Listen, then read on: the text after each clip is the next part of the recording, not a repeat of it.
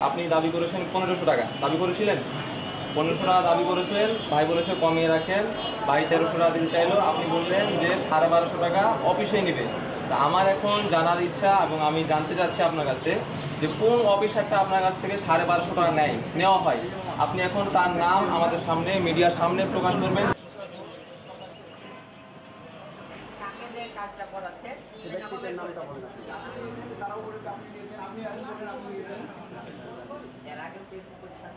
কিন্তু এটা রীতিমতো ওনার পাসপোর্ট চেক করেছেন,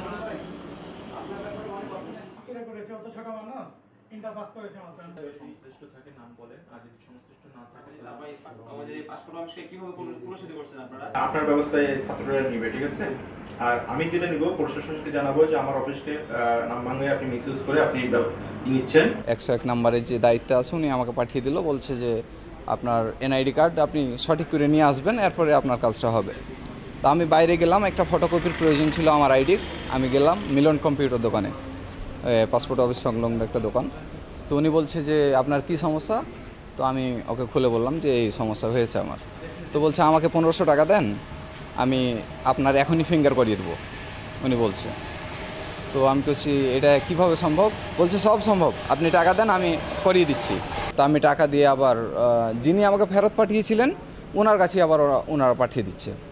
তো আমি সরাসরি তখন আমি প্রধান কার্যালয়ের কাছে চলে গেলাম যে স্যার এই অবস্থা, আমাকে যিনি পাঠিয়ে দিয়েছিলেন ফেরত আবার তিনার কাছেই ওই দালাল চক্র আমাকে পাঠিয়ে দিয়েছে। তো প্রধান স্যার দেখলো বিষয়টা, যে আসলে যাচাই করে দেখলো এটা সত্য। অবাক হওয়ারই বিষয়, কারণ যে আমি এতদিন শুনেছি যে এটা দালাল চক্রে ভরা, আর আমি আজকে নিজেই ভুক্তভোগী। যে ঘটনাটি ঘটেছে সেটা আমি আপনাদের মাধ্যমে জেনেছি এবং গতকালকে আমি অবগত ছিলাম।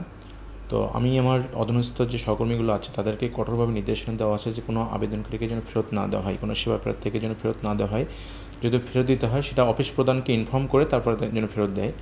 তো যাই হোক, একটা অনাকাঙ্ক্ষিত ঘটনা ঘটেছে। আমার সহকর্মী আমাকে না জেনে ফাইলটা ফেরত দিয়েছে এবং সামাও সেই ফাইলটা কম্পিউটার দোকানদারের মাধ্যমে মিসগাইডেড হয়ে একটা অনাকাঙ্ক্ষিত ঘটনা ঘটেছে। তো আমার সহকর্মী যিনি জড়িত আছেন তার বিরুদ্ধে আমি আমার প্রশাসনকে জানাবো, ডিপার্টমেন্টকে জানাবো। আর যে কম্পিউটার দোকানদার এটা করেছে তাকে তার বিরুদ্ধে ব্যবস্থা নেওয়ার জন্য যে স্থানীয় যে প্রশাসনগুলো আছে তাদেরকে আমি জানাবো। আশা করি তারা ব্যবস্থা নেবেন তাদের। যারা অপরাধ করেছে, যারা মানুষের কাছ থেকে ঘুষ নিয়ে, মানুষের কাছে অবৈধভাবে টাকা নিয়ে অফিসের মাধ্যমে, অফিসের কোনো স্টাফের মাধ্যমে যে কাজগুলো অফিস করতে পারে না সিস্টেমেটিকলি, সেগুলো তারা সিস্টেমের বাইরে দুর্নীতির মাধ্যমে সে কাজগুলো করে দেয়, এই অভিযোগ তারা স্বীকার করেছে এবং তারা ক্ষমা চেয়েছে, তারা অনুতপ্ত হয়েছে। কিন্তু আমরা চাই প্রশাসনিকভাবে, আইনিভাবে এইগুলোকে প্রতিহত করা হোক। আমাদের চাঁপাইনবাবগঞ্জ আঞ্চলিক পাসপোর্ট অফিসের পাশের একজন দোকানদার মিলন কম্পিউটারের স্বত্বাধিকারী মিলন এবং তার সাথে তার কর্মচারী রনি তাদের অপরাধ স্বীকার করেছে। এই সাথে সাথে আশেপাশের যতগুলো দোকানদার রয়েছে তারা বলেছে, মিলন বলেছে কি তাদের আশেপাশের অন্য দোকানদারেরাও এই সিন্ডিকেটের সাথে জড়িত এবং তাদের অফিস থেকে এটা ভাগ বটোয়ারা করে তারা মানুষের কাছ থেকে যা গ্রহণ করে অবৈধভাবে সেটা তারা ব্যবহার করে থাকে, তারা সেটা বলেছে। আমরা চাই যারা এই অবৈধ সিন্ডিকেটের সাথে জড়িত, সেটা অফিস স্টাফ হোক বা বাইরের যেই কেউ হোক না কেন, তারা যাতে এখন থেকে সতর্ক হয়ে যায় আর অপরাধীরা যাতে নিজের ভুল শুধরে নেয়। আর প্রশাসন সহ সংশ্লিষ্ট যারা রয়েছে তাদের কাছে আমাদের আবেদন থাকবে, জোর দাবি থাকবে, সকল সিন্ডিকেট কাছে ভেঙে দেওয়া হয়, যারা অপরাধ করেছে তাদের যাতে শাস্তির আওতায় আনা হয়। আমরা এখানে এসেছি যে এখানে একটা দুর্নীতির প্রমাণ পেয়েছি এবং আমার কাছে সেই প্রমাণটা আছে, যে যার কারণে সেই ভিত্তিতে আমরা এখানে হাফিজুর রহমান স্যারের সাথে কথা বলেছিলাম। তো উনি আমাদের আশ্বস্ত করেছিলেন যে আমার এখানে যদি কোনো অফিস সহকারী বা আমার কোনো কলিগ যদি জড়িত থাকে তো তার বিরুদ্ধে ব্যবস্থা নিব ইনশাল্লাহ। তো সেটা আমাদের কাছে প্রমাণ আছে, তার ভিত্তিতে আমরা তেনাকে বলেছি এবং অবহিত করেছি যে আপনাদের এই অফিসে জড়িত। তিনি আমাদের আশ্বস্ত করেছেন যে সেভাবে ব্যবস্থা গ্রহণ করবেন।